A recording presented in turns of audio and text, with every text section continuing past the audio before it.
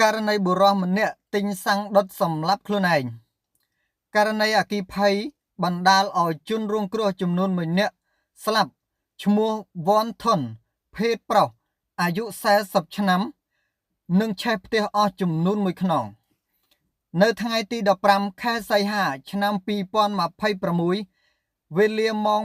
8:15 នាទីព្រឹក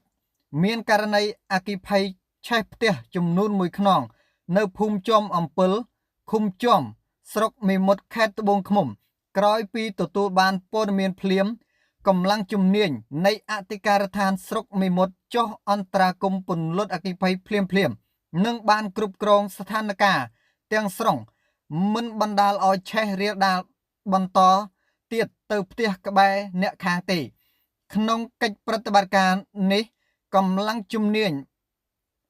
បង្ការពន្លត់អគ្គិភ័យបានប្រើប្រាស់ទឹកអស់ចំនួន1រថយន្តករណីនេះបណ្ដាលឲ្យជនរងគ្រោះឈ្មោះ Von Thon ភេទប្រុសអាយុ40ឆ្នាំនិងស្លាប់ឆេះផ្ទះចំនួន1ខ្នងបានហើយបងប្អូនបើតាមព័ត៌មានបឋមដែលពីបងប្អូនញាតិមិត្តជិតឆ្ងាយក្នុងភូមិដែលគាត់បានផ្ដល់ព័ត៌មានមកណាថាករណីដុតសម្លាប់ខ្លួនឯងនេះគឺជាករណីមួយដែលកើតឡើងពីគ្រឿងញៀនណាបងប្អូនបាទនេះហើយគ្រឿងញៀនណាបងប្អូនបំផ្លាញខ្លួនឯងក៏ដូចជាបំផ្លាញគ្រួសារនិងសង្គមជាតិយើងអញ្ចឹងបងប្អូនទាំងអស់គ្នាយុវជនយុវតីសម័យថ្មីទំពាំងស្នងរដ្ឋកម្ពុជាណាបងប្អូនសូមឆ្លើយថាទេចំពោះគ្រឿងញៀនសូមកុំយកខ្លួនទៅពាក់ព័ន្ធជាមួយនឹងគ្រឿងញៀនគ្រប់ប្រភេទណាបងប្អូនបាទនឹងឲ្យបើតាមឲ្យដឹងណាបើថាតាមព័ត៌មានឲ្យដឹងណាបងប្អូនថាផ្ទះនេះគឺជាផ្ទះដែលគាត់ទើបតែធ្វើឲ្យថ្មីទេដូចជាជិត2ឆ្នាំហើយដែរហើយករណីនេះគឺថាដំបូងឡើងគឺគាត់សាបគ្រឿងញៀនណាបងប្អូនហើយមិនដឹងជាមានរឿងអីហេតុអីឯងបានជាកើតទៅជាមានចិត្តមួយបំផ្លាញខ្លួនឯងក៏ដូចជាទ្រព្យសម្បត្តិណាបងប្អូនបើតាមខ្ញុំគិតទៅខ្ញុំថាប្រហែលជាមិនមែនតែគ្រឿងញៀនមួយមុខទេបងប្អូនប្រហែលជាមានវិបត្តិផ្លូវចិត្តឬក៏បញ្ហាគ្រួសារអីលាយឡំជាមួយគ្នាណាបងប្អូន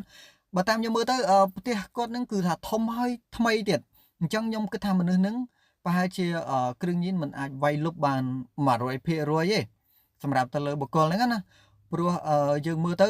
គាត់នៅមានការចង់មានចង់បានចង់ល្អឡើយព្រោះផ្ទះគាត់នេះគឺជាផ្ទះមួយដែលស្គមស្កាយមើលទៅមិនមែនជាផ្ទះទូចឬក៏មនុស្សដែលគិតតែពីគ្រឿងញៀនឬក៏ប៉ឡែដែលអត់មានការងារធ្វើហើយសុកក៏ខូចខ្លួនចង់សម្រាប់ខ្លួនអីចឹងឯងមើលទៅគឺគាត់មានការចង់មានចង់បាននៅឡើយបាទករណីនេះគឺយើងក៏មិនដឹងច្បាស់ដែរព្រោះអត់ទាន់មានព័ត៌មានមួយណាដែលចេញមកបញ្ជាក់បន្ថែមថាគ្រូសានេះពិតជាបានប៉ះពាល់ប៉ះទង្គិចផ្លូវអារម្មណ៍ផ្លូវចិត្តអីប៉ុណ្ណាអីអត់ដឹងទេប៉ុន្តែព័ត៌មានបឋមចេញមកបញ្ជាក់